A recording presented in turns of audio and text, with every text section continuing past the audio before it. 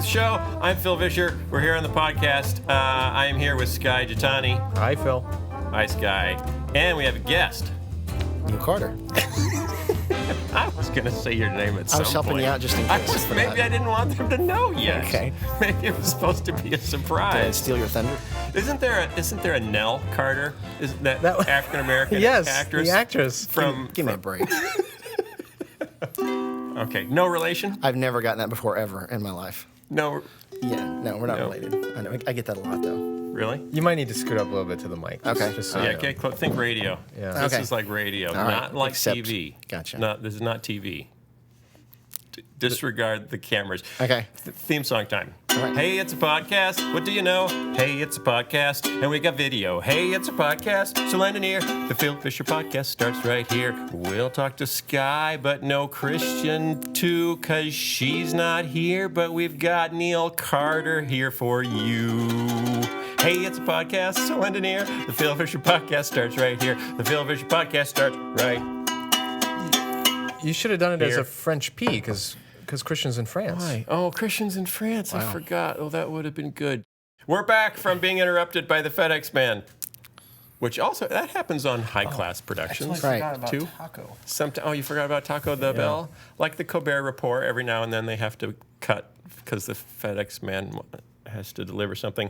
Okay, we're here with Neil Carter. Neil Carter's our guest. He's a friend of mine. We met like a year ago. Something like or that, so, maybe a little bit more ago. Online when I was when I reviewed the Peter Boghossian book. A manual for making atheists? Is that what's A called? manual for Creating creating. atheists.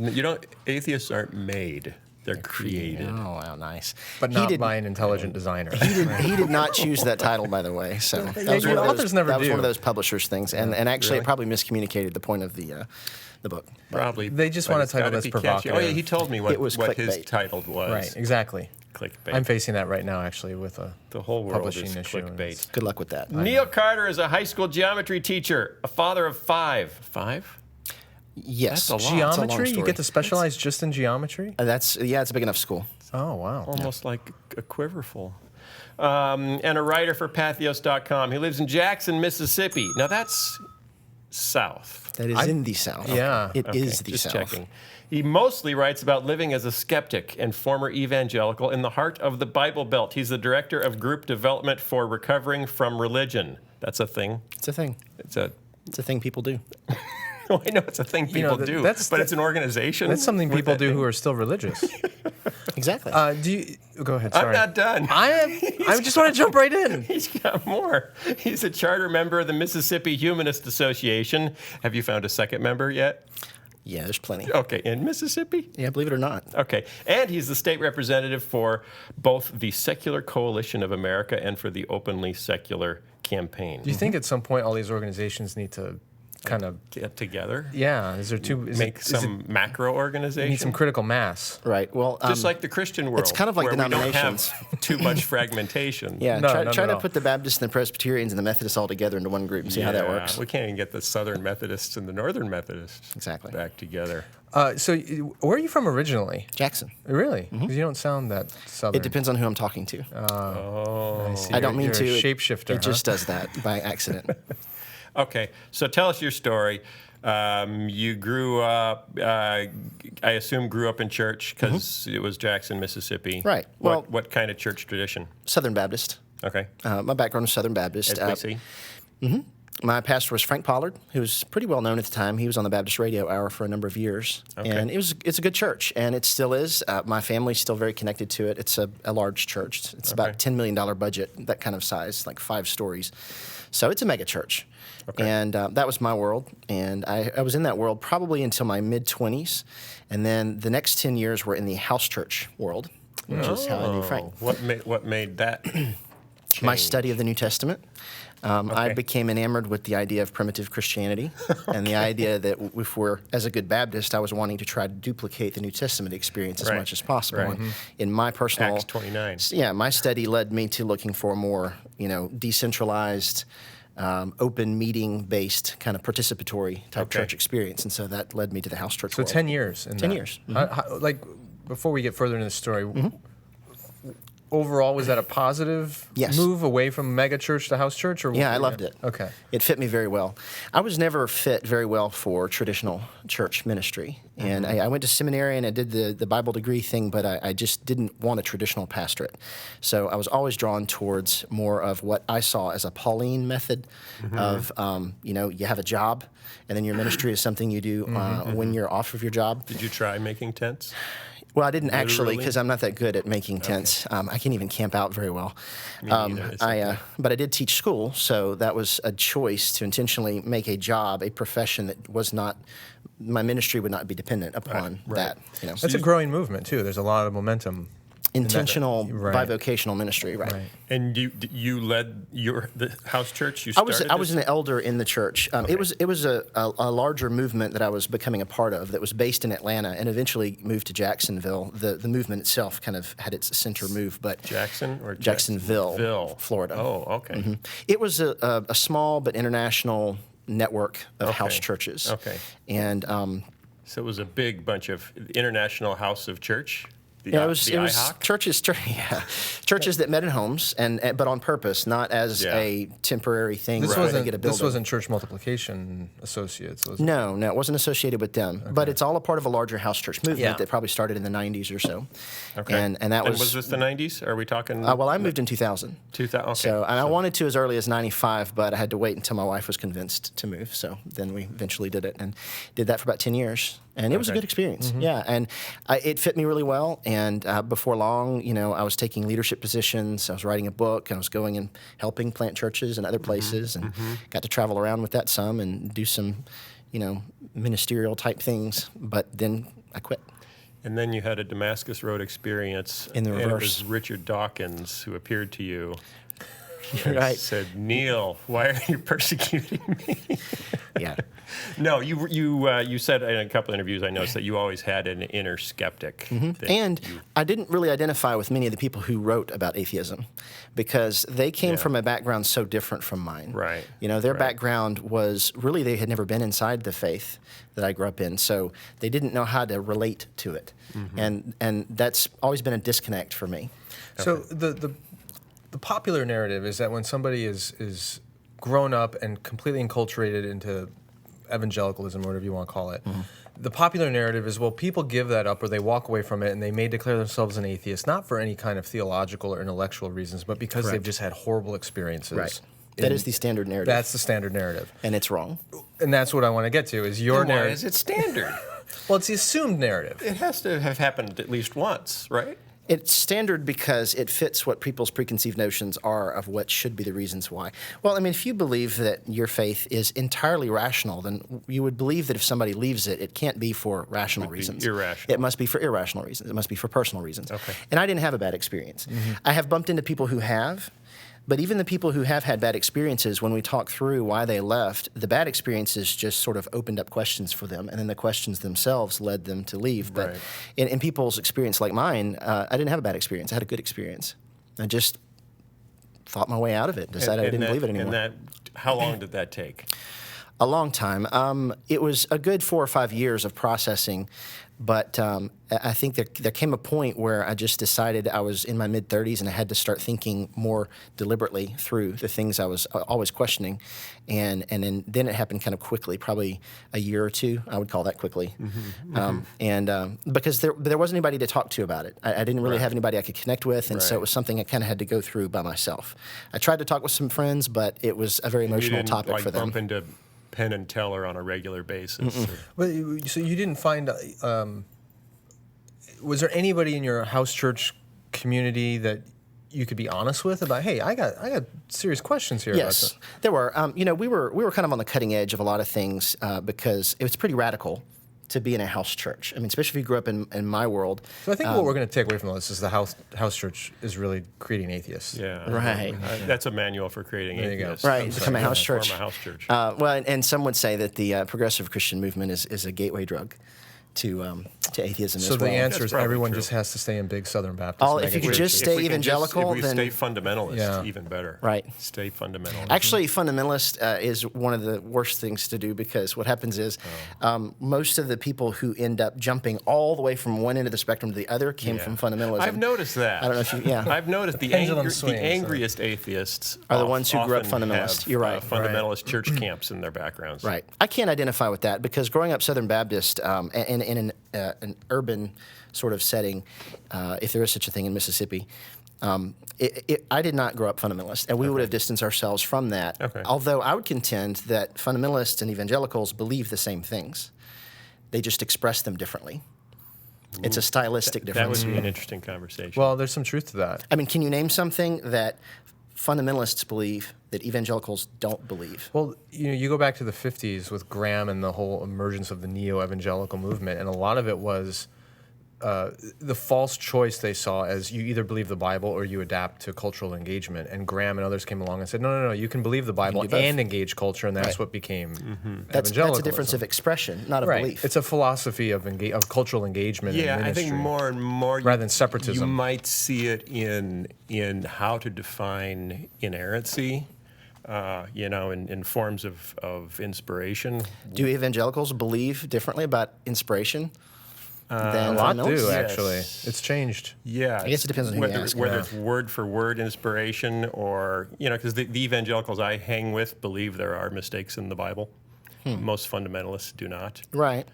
Most evangelicals I know would get real uncomfortable around that discussion. The word Nebuchadnezzar is misspelled in Jeremiah and spelled correctly in Daniel. If you go back That's to a the pretty Hebrew. minor point. But those are the part kinds of the problem differences. is, if you go back 100 years, there was a whole large group of Christians who would joyfully identify as fundamentalists. Mm-hmm. Very few today would say, yes, I'm a fundamentalist, but they've adapted the title of evangelical, so Mm-hmm. now it's gotten very muddled. What is evangelical? What is fundamentalist? And they all kind of become interchangeable. Right. Right. Well, and evangelicals come to mean now what fundamentalists do. Exactly. Right. And that's why so many. And you would find, don't I wanna- think in most fundamentalist circles, you'll find a much higher rate of young earth creationism than you will in evangelical Okay. circles. That's or if you I'll grant that. talk to Justin Brierly again. and Justin Brierly, would Right. he consider himself evangelical? I think he would, but evangelicalism in England is very different than in the Yeah, U.S. and there fundamentalism in England. It does exist. It's just very small. They're like, Well, bring up the subject of evolution per se, or common ancestry, and then the difference between evangelicals and fundamentalism isn't so big. Billy Graham believes in evolution, and he would consider himself not a fundamentalist, but an evangelical. Really? Yeah, he has no problem. John with Walton's evolution. been on this program. Well, I saw that, by the way. Yeah, John Walton's been on the show. I mean, Wheaton College believes in evolution, and it's the center of evangelicalism. So there, Okay. you go in the front of the but science to- building, and there's to- a to mastodon Neil's- that to says Neil's it point, lived though- 20,000 years ago.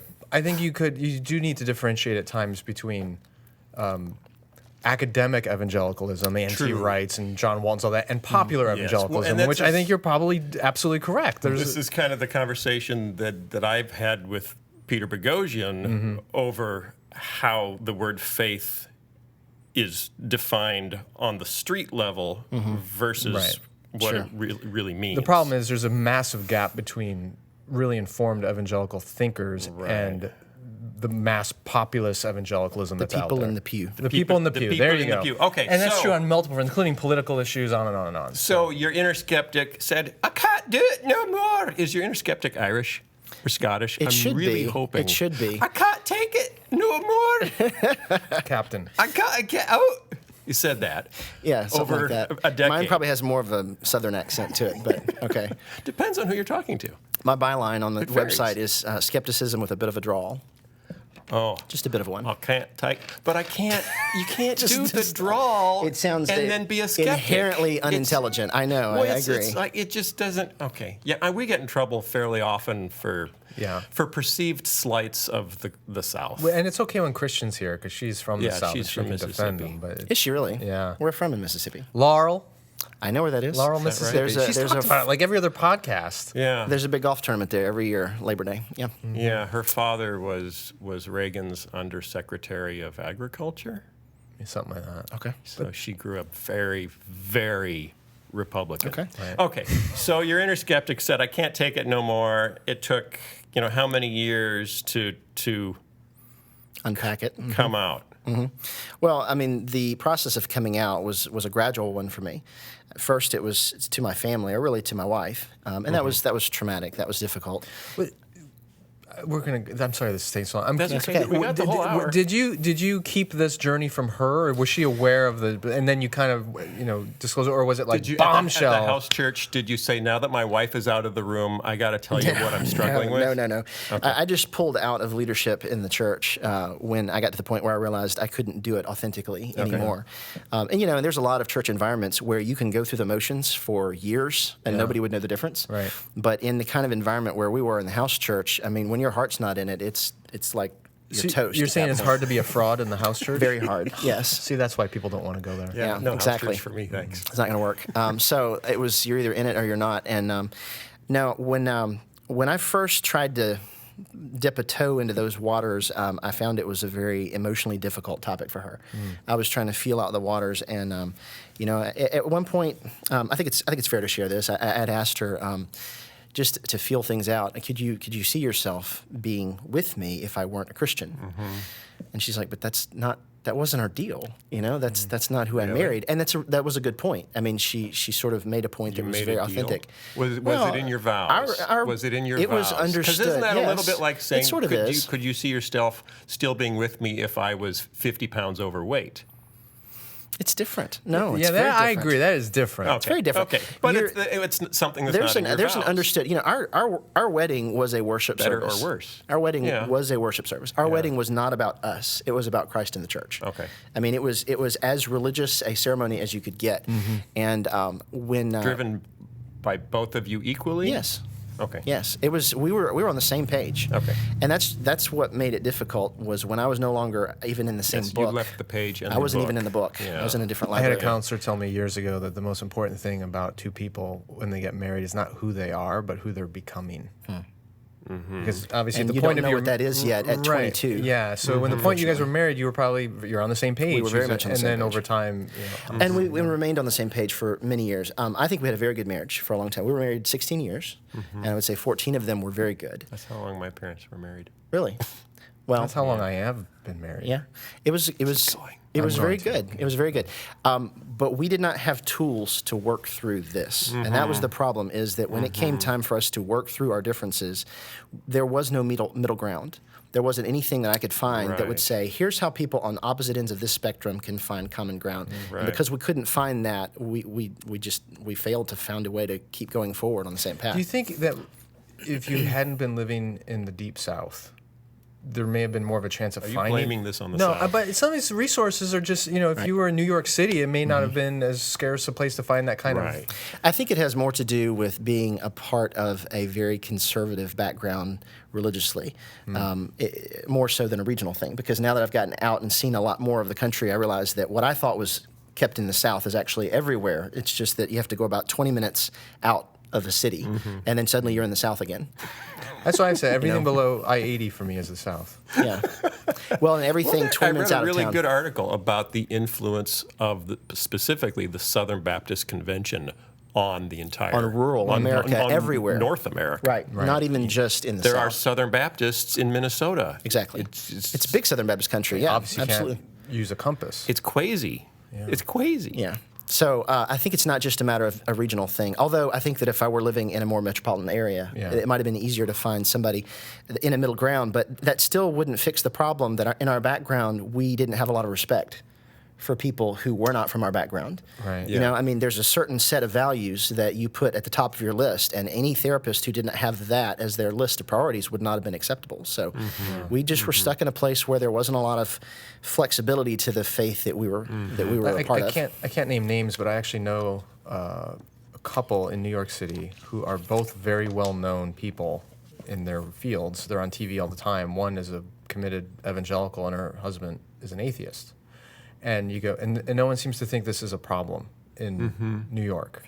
Whereas, like you said, if this were happening in Atlanta or Jacksonville or something, it would cause a stir, and people wouldn't know what to do with this. But it's just not as cosmopolitan and Right. diverse a place. Some people Well, can and work then through also, if you're in New York, you probably know she's Jewish, she's Presbyterian. You know, I mean, in Hollywood, Yeah. you know, the head of at that time, the head of the Henson Company. I met him because he was a VeggieTales fan, and he said, "My mother was Jewish, my father was Catholic. I married a Presbyterian.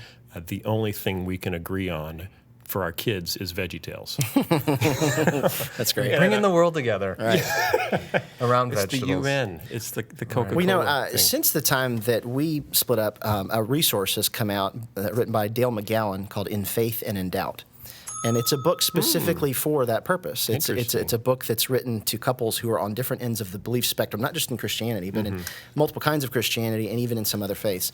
Because that was something that he and his wife had dealt with. He was a secular humanist by upbringing, and his wife was a Southern Baptist. And but they came into their relationship already with that difference in place. Right. So it was something that was already understood, and it was something they worked through on the front end, and it never was a problem for them. Right. And he noticed that it was a problem for a lot of other couples. How much worse do you think it is in your environment for one member of the marriage to say, "I'm now an atheist," versus one member saying, "I'm now a Democrat"? Is there a difference? Wow. You know, it's a joke where I'm from that there's like this lump that everybody gets thrown into, and Democrats and atheists are kind of thrown into that same, along with communists. How would you label criminals. that lump? What is that lump? It's like The other. the others. It's the other. It's the other. It's the them that Right. are ruining It's the America. heathen, the Well, whenever I unrighteous. hear somebody say, I hear a Christian say, "We have to take back America," my first thing I always think is, from whom? From whom? From the other Americans? Right. Does From that the even America that's homogeneous. make any sense? Yeah. But it's the sense of, you know, and part of it I think is personality. I was thinking about this today, because some people just are much less wired to be comfortable with change. Yes. You know, I have a friend who's told me his ideal life would be to change countries every 2 years.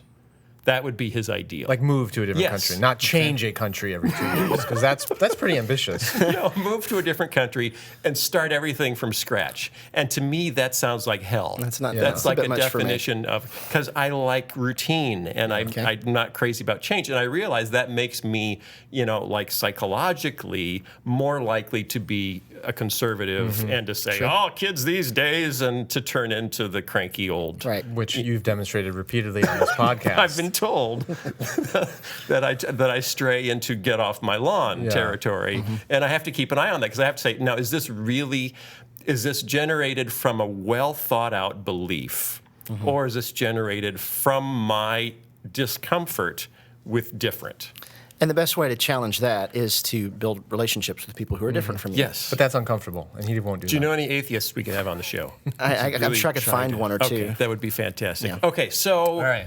So what happened first? The marriage going or the job going? The marriage. I mean, things sort of worked out their course in my personal life first. I was teaching at a different school, and I transferred to the school where my kids go to school, so that I could be around them more, because it was. Which is not a Christian school. Yeah, public school, right? It's public school? Is there a difference?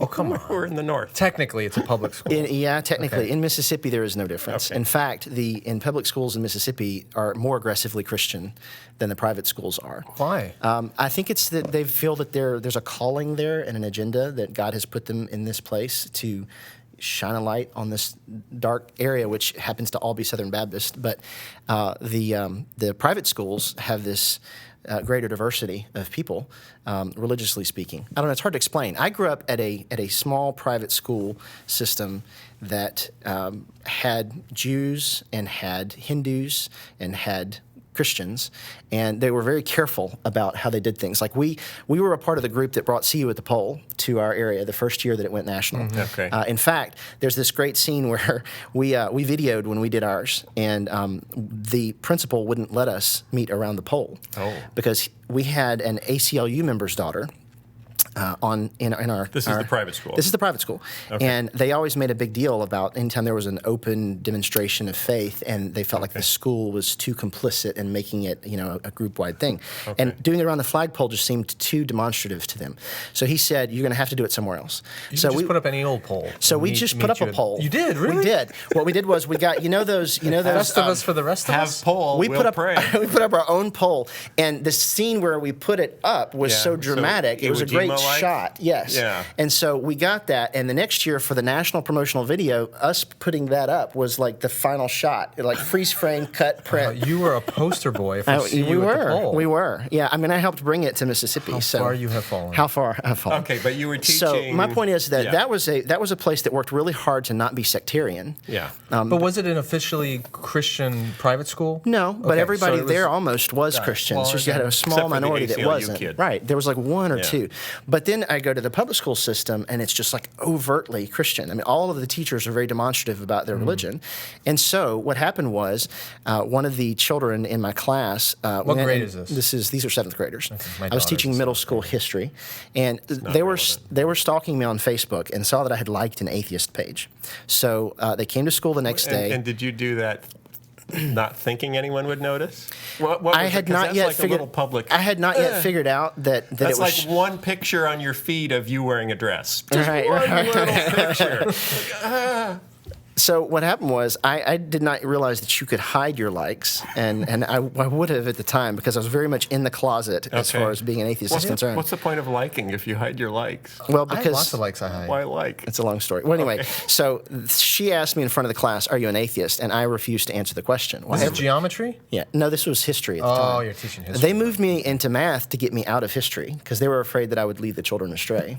Well, 'Cause that's you would my present interpretation. An atheist view of history, which I guess. probably doesn't call America a Christian country Right. Well, he's probably a Democrat because he's an atheist. at that point. Well, it's funny Did that you turn would say into that. A Democrat immediately. Yeah, I'm going to come back to that in just a second. Okay, so first that problem happened, and the next thing that happened was the election happened in Yeah. 2012, Uh-oh. and I taught my students how to follow the Electoral College.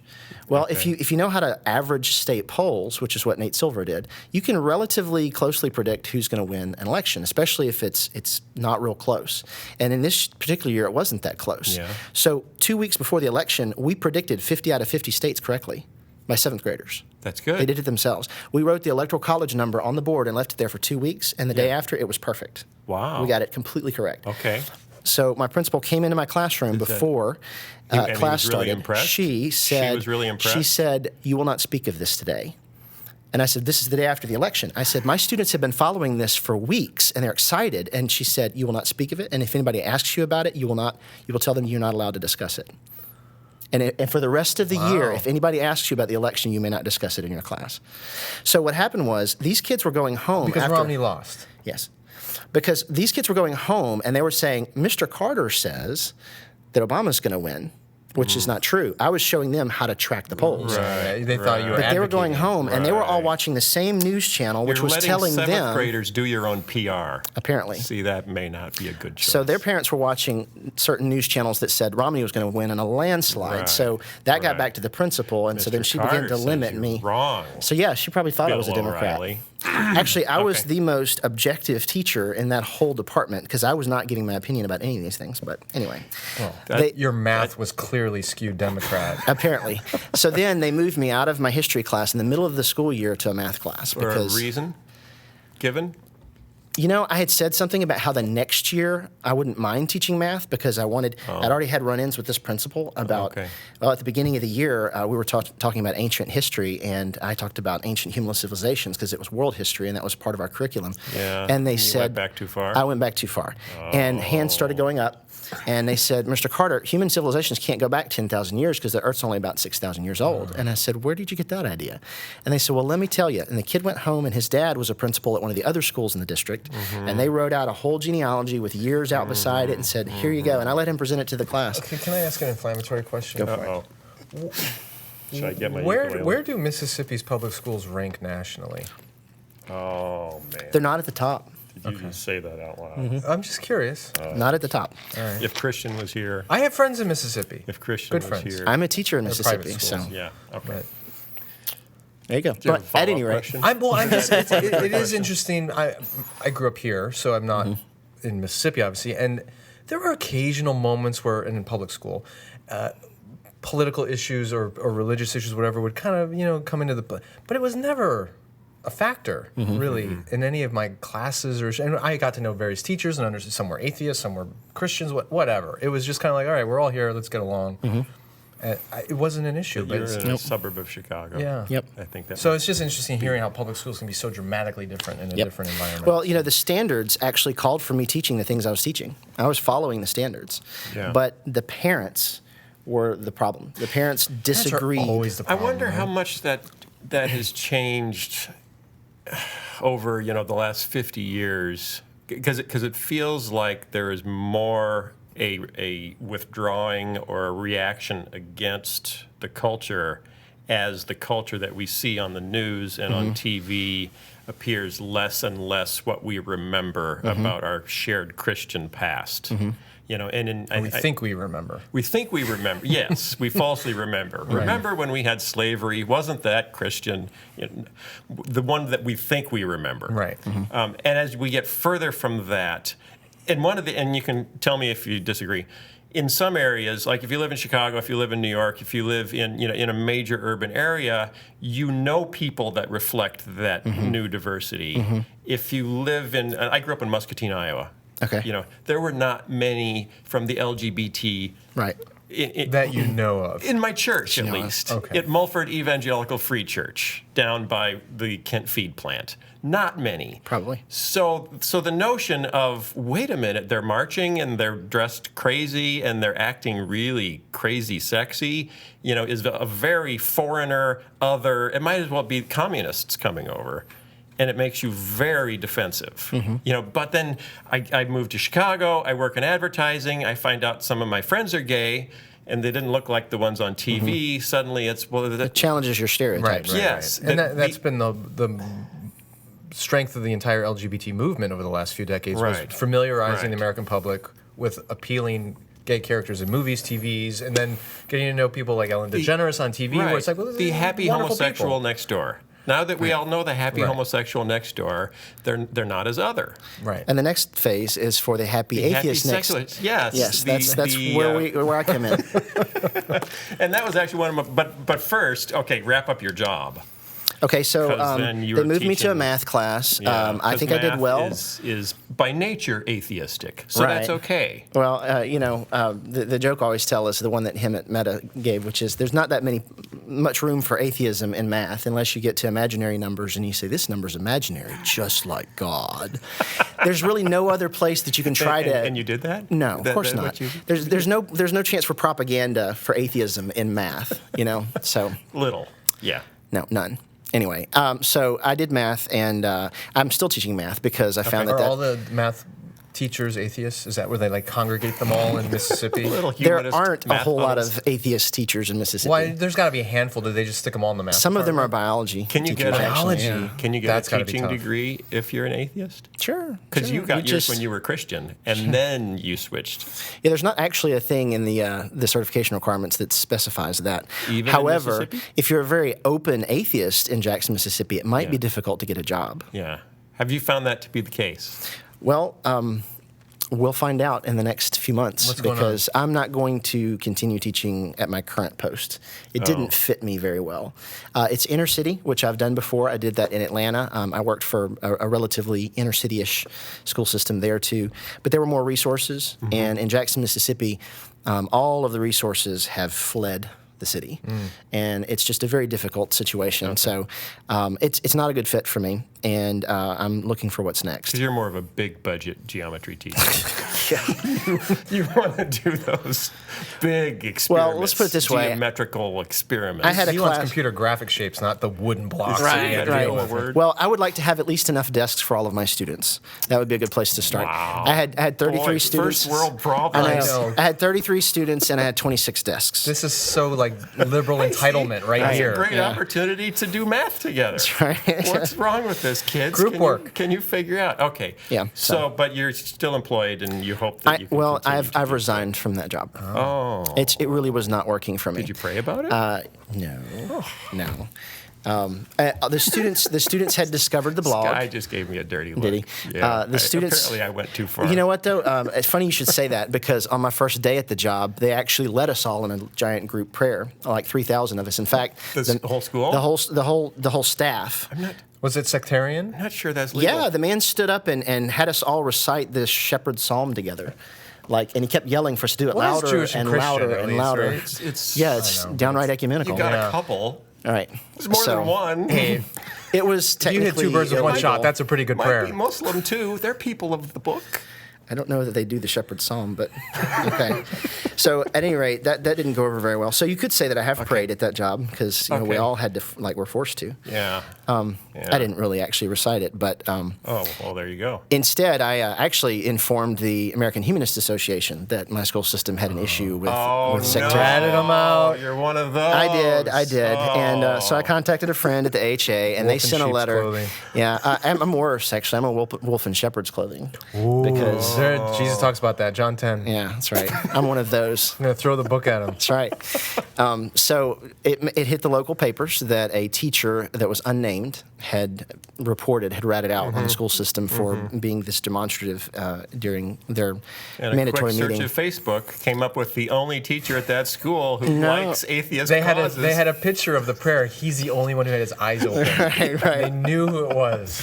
He was wearing a strainer on his head in rebellion. Well, right. The community response was not positive. Let's just put it that way. It was not kind. No, for some reason, people have associated shootings at school with whether or not you can pray over the intercom. I've heard that. There seems to be a direct correlation in the minds of people. We've kicked God out of schools, and so now we have guns. Right, Even though everywhere else in the South, God and guns go side by side. Right. No, where I live, people believe that if you cannot pray over the intercom, the direct result is you have school shootings. It's like there is no in between. Like those two things are directly correlated. It's fascinating to me. So one of the responses we got I've not heard that. on the local news was, well, I hope that the next time there's a school shooting, that whoever that teacher is out front taking the bullets first. Seriously? Yeah, that's what they said. That's the kind of, it's the internet. That's the kind of stuff you get on the sweet. internet. But anyway, that was the response there. I was glad I didn't put my name to that one, but now I'm like admitting it because I'm done at this point. Yeah. Oops. Well, now I've been on national television, so it's pretty much out there. Be nice to him, the South. Right. I went to public school my entire life. So what is that? Plus kindergarten, that's 13 years. Yeah. Plus I went to public college. Yeah.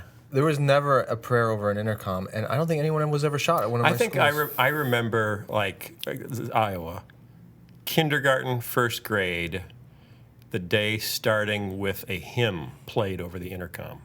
With lyrics, not just the music. I think so, yeah.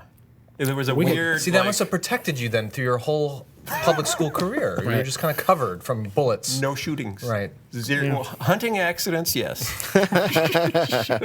Okay, so you may or may not have a job. Right. But you've gotten more... You've taken up a cause. I have. You've gotten sick, which is why you're up here The fact traveling around. the fact that it bothers people as badly as it does, that I'm not a believer, is why I've decided to let everybody know that I'm not, and talk about this and normalize it because they're judging me unfairly. You know, they're making judgment calls and character evaluations that aren't fair because in their Isn't that minds, just human nature? So the assumption It is... is. Don't you do that when you see terrorists on I the try to news fight and- it. Okay. I try to fight it because I think it's biased. So the assumption being that if someone does not believe in God, they They can't be moral. They can't be moral. They have to be a horrible person and... Which is patently false if you open your eyes, but that's a prejudice that But people have. the other opposite is but- also bad. You can't assume because somebody claims to believe in God that they're somehow an upstanding, righteous person when we know there's horrible things done all the time. by Right. But such if people. all of you atheists stay in the closet, then we never get to know you. Correct. And then we just go on thinking that you're probably evil. Right. So he's and like it's the your own Rock fault. Hudson of the atheist And movement. you can learn about Right? atheists through watching God's Not Dead. I was thinking Caitlyn Jenner. Oh, God's not dead. Let's not. All right, I had a whole Don't- post on that one. So Don't go there. yeah. I didn't see it, but I know people who worked on it and stuff. We can't touch that. That's You know, untouchable. Funny you should say that about the coming out part. Yeah. There was the Openly Secular campaign does these videos, Yeah. And I did my little video. It's just a couple minutes long. How would someone find it if they wanted to look They for go it? to the openlysecular.org. Openlysecular.org. Mm-hmm. It's also on YouTube. If It you is. type in Neil Carter Openly Secular, That works. May get to it faster. Yeah, some other folks have done videos as well. The most interesting one lately is that the president of Southeastern Baptist Theological Seminary did one. Let me repeat that. Wait a minute. Say that again. The president, Yeah. Danny Aiken, of Southeastern Baptist Theological Seminary in, Wake Forest, North Carolina. He did an openly secular video, and it released last week. Let me tell you what he did. He said, he's not saying he's openly secular. What he's saying is, as a good Baptist, because Baptists believe in separation of church and state. They At least originated that's the what I idea was. in Rhode That's what I Island, was yeah. taught. He said, we support. That was before. That was before. That was before they Obama. got to be in power. Right. They can change their mind. Right. Well, they clearly did. And Aiken came out and said, look, this is actually a historical perspective here. Right. We believe that people should be free to express differences of opinion because, the only way that you're going to be free to express your opinion is if everybody is free to express theirs. It cuts both ways. And yeah, Baptists of anybody should know historically the importance of a pluralistic public square so that there's room for everybody. Right. Yeah. But that was when they were in the minority. Baptists engaged. Baptists engaged. Right. Well, they came in as a minority. They came in as the persecuted group. Right. And so they were champions of religious liberty in the early days. Right. One of the It's changed. best Power books. has a way of distorting. Changing your feelings about that. One of the best books I probably read in the last 5 years was a historical biography of Roger Williams, the Puritan who basically founded Rhode Island, who was the foundation for religious freedom, not just in the United States, but even throughout the Western world. And Hutchinson's in there somewhere as well. Right, yeah, the same time period, all that. But what a fascinating story. And it was his actual profound and sincere commitment to faith in God that led him to a pluralistic view of giving people the freedom of belief rather than compelling them, because his idea, which was then later picked up by the founders like James Madison and others who wrote the First Amendment, was in order for people to have a genuine love of God, they have to be free. It can't be forced. Exactly. It can't be coerced by the or state. forced, which means you also open the door up for people to not believe in God. Correct. And be given that liberty and freedom without persecution. But so still- real faith requires there to be atheists. But That's what I'm still, saying. that they would have jobs. Do you have to let them have jobs? Well, I think under our Constitution, yes. Technically, yes. Yes. I know. But, that's what secular means. Secular does not necessarily mean that you don't believe in God. Secular simply Right. means you believe that the public square doesn't need to privilege one sectarian faith over another. Because, one of the things that I wrote on my blog is how there were riots in Philadelphia in the 1800s over which Bible would be read at the beginning of the school day, a Catholic beautiful? Bible or the Protestant Bible. Riots. People were killing each other over this. And that's in a country that was founded on pluralism. So apparently it's something that creeps up from time to time, no matter what. it's tribalism. Yes. And I think tribalism, it's so important to differentiate being proud of your beliefs or feeling like you've picked the right belief versus self-identifying as, now this is my tribe and I need to defend my tribe. Right. And that's when things, but that's human nature. It is, Whether and it's- atheists do it too. Right. Well, and I appreciate you I know, saying that, I because know. I think sometimes the attitude has been, well, religion historically has done all these bad things. If we just get rid of religion, as John Lennon famously sang in his Imagine song, then everything would be just fine. And the reality is, people are people. That's overly simplistic. Yeah. There's a People strong are people, so why should it be? Okay. there's a strong contingent within the secularist movement and atheist movement, and there is such a thing that They just don't know what they're moving toward. they're not, well, so many of them do. I would call myself a humanist before I would call myself an atheist. But there's a lot of talk. Humanism has a lot more content. Well, atheism doesn't really tell me what you believe. Right. It tells you what you don't believe. Right. It's a plank. It's not a platform. Exactly. That's good. You should use that. And stick it in your eye. But there is a contingent that's asking those questions. What is it that Right. we're moving toward? Like you Right. said, what is it? Not just what are we coming out of? And once you start asking those questions about what we're moving toward, you start to recognize that the challenges you face and the hurdles you have to get over are the same hurdles that different religious faiths Right. are also trying to get over. So we're actually seeing some of the same problems in human nature. We just have slightly different solutions for it. I remember years ago I was on a panel at Northwestern University, and all these different religious traditions represented, a rabbi and a imam, and there was a humanist chaplain. And one of the questions from the audience to us was, well, what is the mission that your particular faith tradition is compelled to? So different people were answering. And it was fascinating to hear the Humanist chaplain because his answer was all about environmentalism and kind of the green movement and it's one of the planks. global warming. So, but it just shows you again, even when you take God out of the equation, there's still this human need for a sense of purpose and intentionality, and what are we working toward, and what are we trying to overcome. And every religious tradition or worldview has that in some way. Right. We all have our boogeyman's. Right. We all have our things that we're worried are going to happen and we're fighting against. Boogeymen. Boogie person. Man's plural. I think it's my dog. Okay, I was reading one of your blog posts. This is the last thing we'll talk about because we're running out of time. Okay. We have the same drink, and we didn't even buy them. And you were talking about the difference between the nuns and the duns. I thought that was fun. I'm reading a book on that right now. You are? Yeah. That's fantastic. We gotta have that guy. Okay, we'll talk about it soon, but not right now. The duns. I like the duns. Yeah. Stop talking. Sorry. We don't have much time. Well, I felt the need to distinguish between people who are simply unaffiliated versus people who more deliberately have left their religion. Enough. The majority tried it. Yeah. Don't like it. The majority of people who are not affiliated officially with any one religious group are still theists, for a lack of a better way to put it. The percentage of Americans who identify as atheist or agnostic is still very small. It's in the single digits. So, do you think that's accurate, or is it just people? It's a halo effect where people don't want to come out of the closet? It's underreported. Is it going to explode? It is underreported. There's a branding problem. My friend Todd Stiefel said it really well in his video. He said, people come up to him all the time and say, I really don't believe in God either, but I'm not an atheist.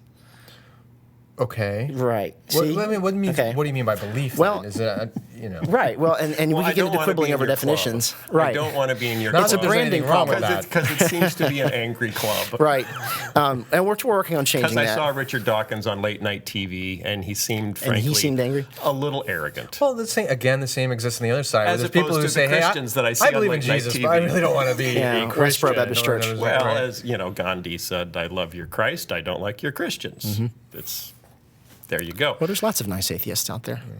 Are you sure? Yes. Then you've met them. I'm making large numbers of friends of them. Yes. Okay. So you were writing about the duns, and this is how you close that piece. Maybe all of us are a little bit done in the sense that we are living in a post-Christian culture. Stuff that impacted people 50 years ago just doesn't resonate like it used to. So maybe you, being Christians, need to seriously rethink how you contextualize your quote-unquote good news. We are all a little bit done in a way. You should probably rethink what you're doing instead of repeating the exact same canned speeches and gimmicks you learned back when women wore shoulder pads and mullets weren't yet uncool. Wow.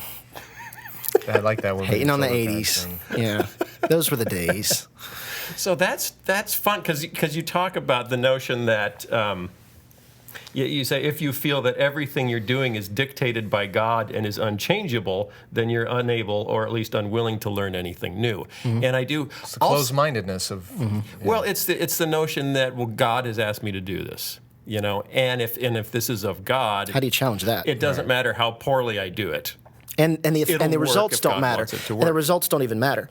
I was speaking with a man who has sort of a self-styled apologist. I don't even want to give his name because, frankly, I don't like him that much. But that's okay. He said, I said, do you understand that your method is not actually winning any converts? I've watched you, and nobody's actually changing their minds. And he says, well, that's not my responsibility. That's God's responsibility. Well, that's a very closed-minded way of approaching it. I understand the mentality behind that. A friend of mine is a Christian documentary filmmaker from a more charismatic strain, but very much, let's go out on the street, let's love people, let's pray for people, let's try to heal people, and let's videotape what happens. Right. And So it's a show. They were trying to do that. They were trying to do that on the beach, actually on Venice Beach once.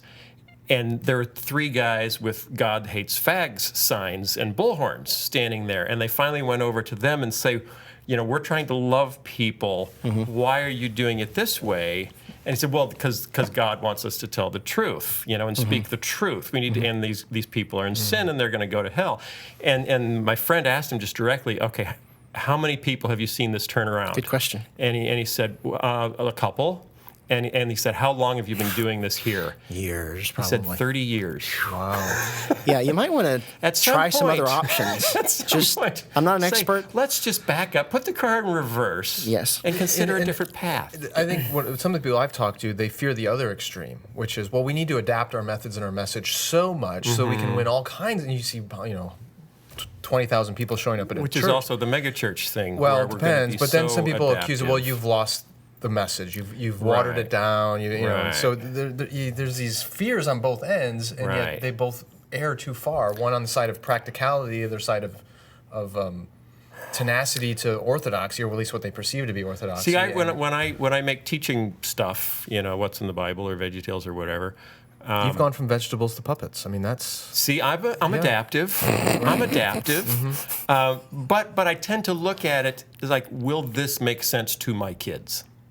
10-year-olds, well, they're not anymore, but when they were, today, will this make any sense? Because my grandmother wrote a Christian children's book. Really? Yes, that has been printed millions of times and is in hundreds of languages around the world. It is the scariest piece of writing. My mom will not associate. It was a different time. It was a completely different time, and it's just scary. Yeah. It's just scary. It's about all the sin in your hearts and how it's going to just destroy you from the inside out, kids. So... it's nasty. Well, anytime you bring your message to a new area, like if it's a missionary venture, one of the first things they do is they talk about contextualization. Yeah. Your part of your responsibility is to learn the culture that you're addressing, to get to know what its values are, how it thinks. Which is why you're much more likely to be well received if you speak at a church in Jackson, Mississippi. Because I speak Baptist. Than Richard Dawkins. Yes. Right. I look just like them and I talk just like them. If the whole... If you turn up the drawl. If the school... That's what I mean by a wolf in shepherd's clothing. If the school thing doesn't work out, you could probably make a ton of money consulting churches. Yeah, I don't think they're interested in what I have to say. I think they are. That's the irony. You're talking to the I wrong think churches. they really are. I don't think they are. Wrong churches. Can I have time for one more point? Yeah. Okay, so yes. when the study came out about the nuns, the rise of the nuns, most recently the Pew Research, the main reaction from the evangelical circles that I used to run in is to pretty much dismiss it. Because in the sense of, are we doing anything wrong? The answer is no, because the numbers that are dropping are in all those other people. The evangelical response has been, the drop is in mainline churches and in Catholic churches, whereas evangelical churches are basically staying steady, depending on how you look at the numbers. And so they're not really asking any hard questions about whether anything needs to change because they feel like they've just won that particular battle. It's everybody else. And the standard narrative for that one is, if anybody has left the faith, the problem must be with them. It must be that they just weren't committed enough. But if it's somebody like me, the answer was not that I wasn't committed enough. The answer is I was passionately pursuing what I was doing, and it just led me in a different direction. But they don't seem to allow for that possibility. So what can, my last question for you, what could Christians do to make you feel more comfortable where you live and in the culture that you're in? How could they be a better neighbor? Working to dismantle some of the stereotypes by just sitting down and having conversations like this. That and you don't attract school shootings everywhere you go? Yeah, that would be nice if they could start with that. Just coming to understand that I'm a regular person with all the same kind of characteristics that they have. Are you? He sprouts I am, horns truly. on the weekend, though. Except for that. Wait, there's what did the you slaughtering go the as kittens. last Halloween? I don't even remember.